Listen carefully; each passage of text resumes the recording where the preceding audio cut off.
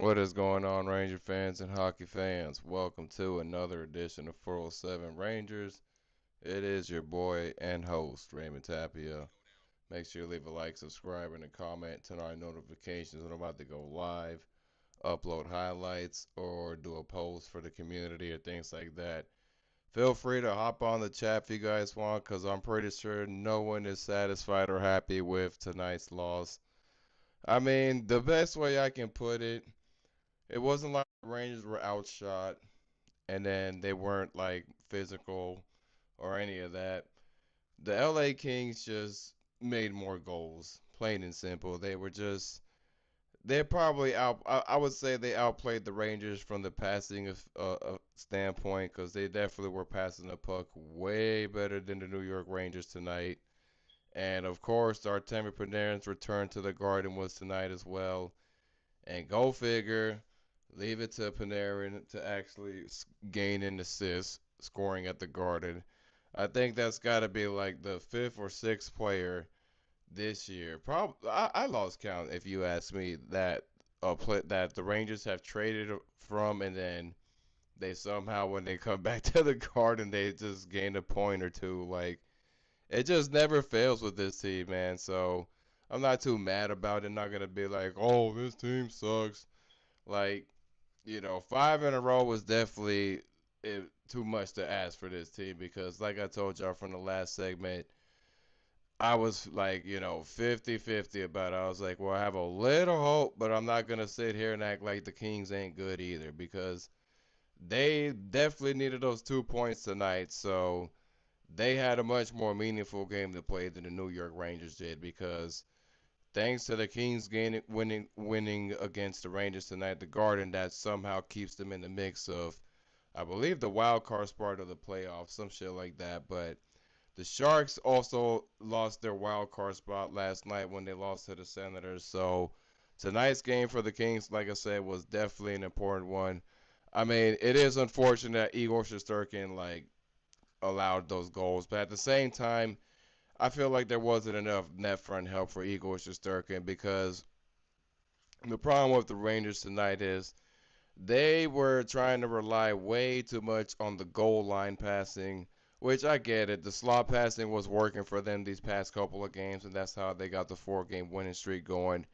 But tonight, it just simply wasn't working for them, and Darcy Kemper wasn't just allowing anything to go in that net other than the power play goal, which ironically enough, the Kings only had one power play goal, but they managed to score two more on the 5v5 in the second period. I mean, if you ask me, the second period is when I said it's either this team's going to try to fight back or it's going to be a too little, too late of a punch. Because in the first period, I didn't lose my hope there. I felt like they at least put more of a fight rather than the second period. The second period is when I said, okay, it's either the balloon that's popped in this Madison Square Garden or this team's just going to have a real hard time trying to catch up and gain momentum because I've seen them come back from deficits this season. So it ain't like the New York Rangers have never came back from a 3 goal, 4 goal deficit before. We've seen it. We've seen them do that with the Flyers and a couple of other teams this season. Surprisingly, despite how much an abysmal it's been, they've actually managed to pull some comeback victories. So I had that in my mind too. But as I said, the second period is when I said, okay, I think the Kings are just like they're just they're just blowing their tires out and everything because they were just a little faster and they had the puck in their zone way more than the New York Rangers did too. That was the other biggest problem for the New York Rangers tonight because we're not going to sit here and say, oh, it's Sullivan's fault. The Perrault, Zibanejad, and Lafreniere lineup wasn't broken up. But ironically, Laferriere happens to be the one that scored the goal, not Lafreniere. And he did that in the second period. And I believe this guy, Mike Anderson, he has scored in the second period as well. And I think it was Drew Doughty that scored in the first period. Drew Doughty was kind of the guy that gave me the little scare, but I was like, all right, I'm going to see what happens. Because what I was really predicting was Artemi Panarin was going to try to drop a hat trick on this team as like a revenge tour for what Chris Drury did to him, making him move on from New York and things like that. So I was really surprised that they were just able to give Artemi Panarin an assist and not make him score a goal because it definitely would have felt like a insult to injury kind of deal if you had just watched a guy that you traded from here manage to gain an assist and a goal. So hats off to them at least for not allowing that, but they didn't gain the fifth win in a row. But as I said, guys, you can't predict this team to be playoff good or any of that. They're not. They're getting their groove back, but they're still looking mid, and you kind of seen it tonight. But like I said, the Kings, they're not any better as well. They're still like, fighting for a wild card spot. They're not even in the playoff mix. Tonight's loss gained them the wild card spot and things like that. So we'll see what happens. I mean, they play the Devils on Wednesday, and of course, it's going to be a TNT game. There's honestly no telling how they're going to be able to play against the Devils.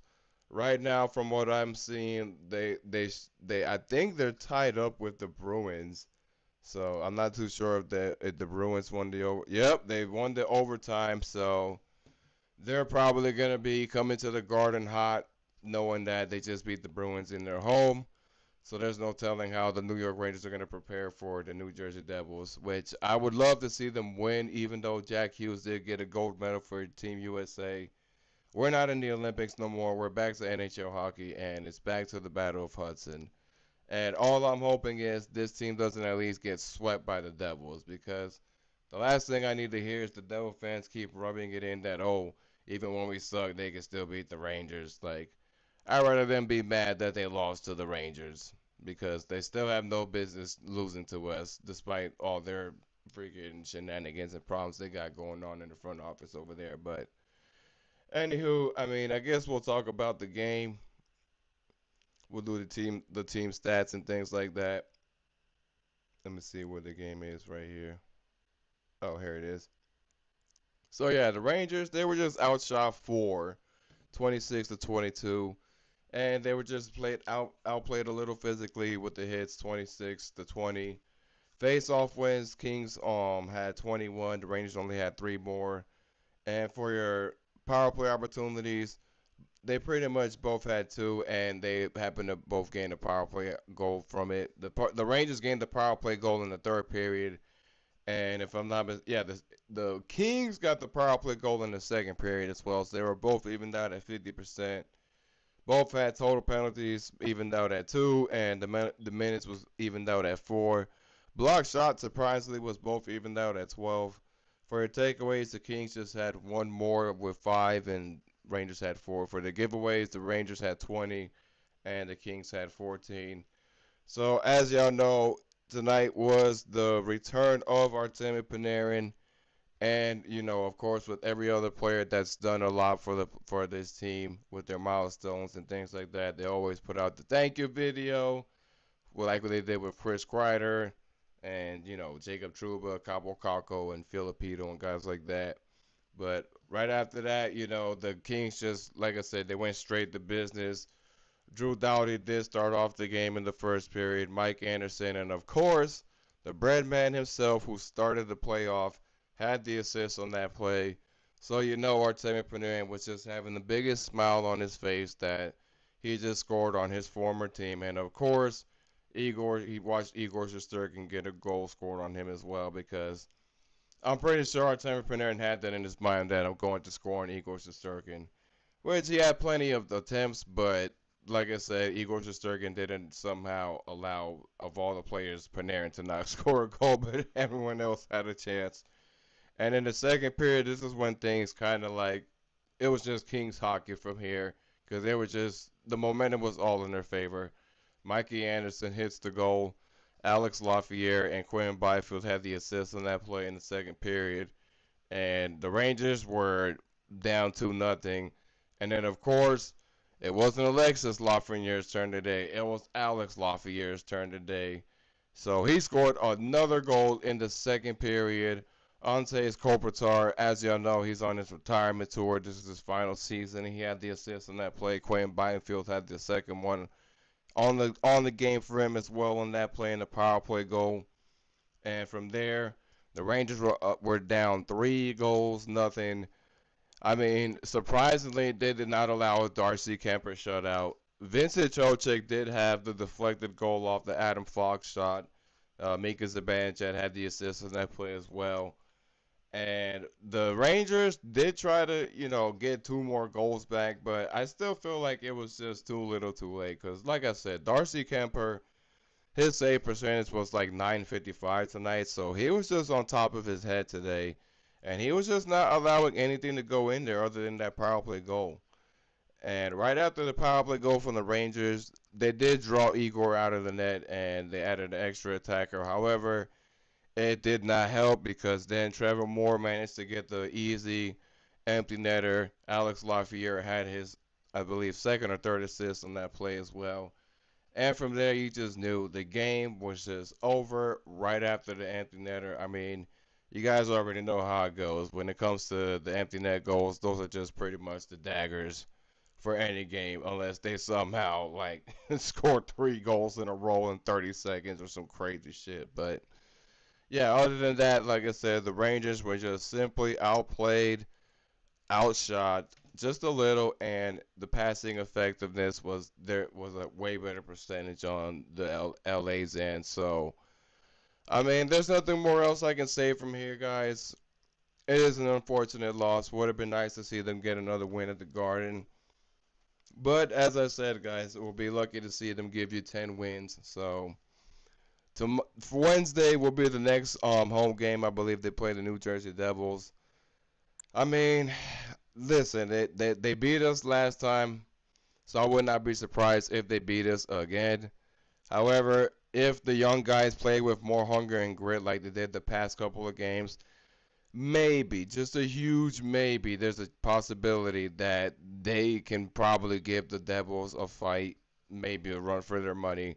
But there's also no telling if Jonathan Quick is going to be behind the net as well. Because if I'm not mistaken, Igor Shesterkin has played like what 3 games in a row. So I don't know if Mike Sullivan is going to have Igor Shesterkin behind the net for his 4th game in a row. There is a high chance that Jonathan Quick's going to once again be behind the net for the New Jersey Devils. There is no telling, depending on how desperate Mike Sullivan wants his 2 points. He might just put Igor Shesterkin behind the net for this Devils game, which I don't know. If you ask me, you already had Igor Shesterkin playing a good amount of games. You might as well let him rest and let Jonathan Quick get the next game. But we'll see what happens. Like I said, it would not surprise me if they put Igor Shesterkin behind the net.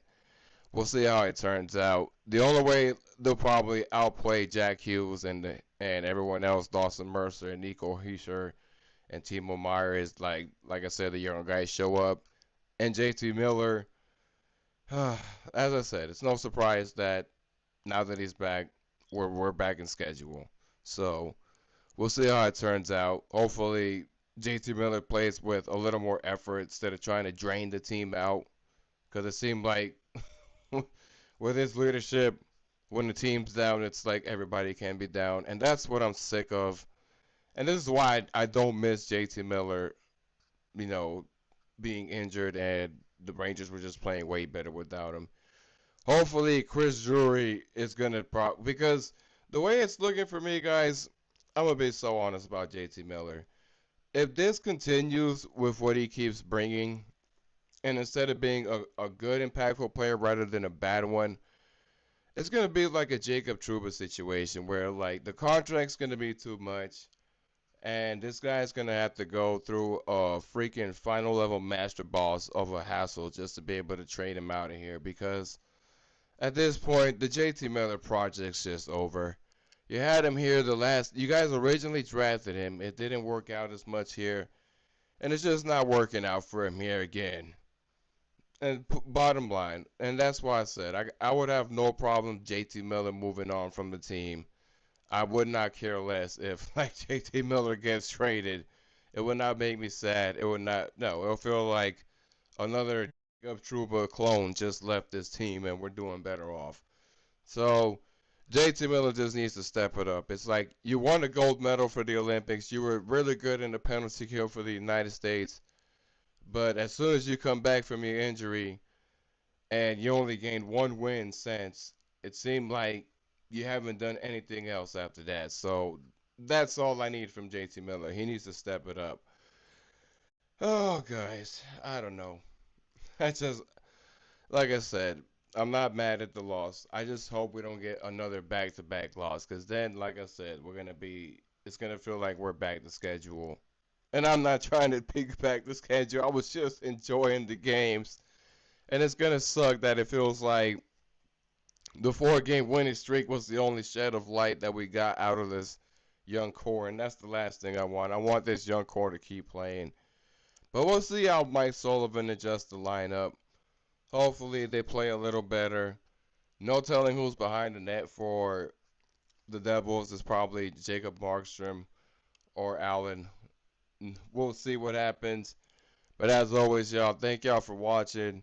I really appreciate y'all tuning in and watching. As always, your support's always greatly appreciated. We're almost at 300 subscribers. We're at 261.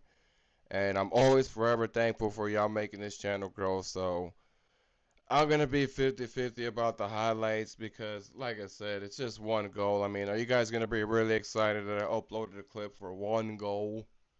And then you see the Kings just put them in shambles for the rest of the game. I mean, well, I'll see.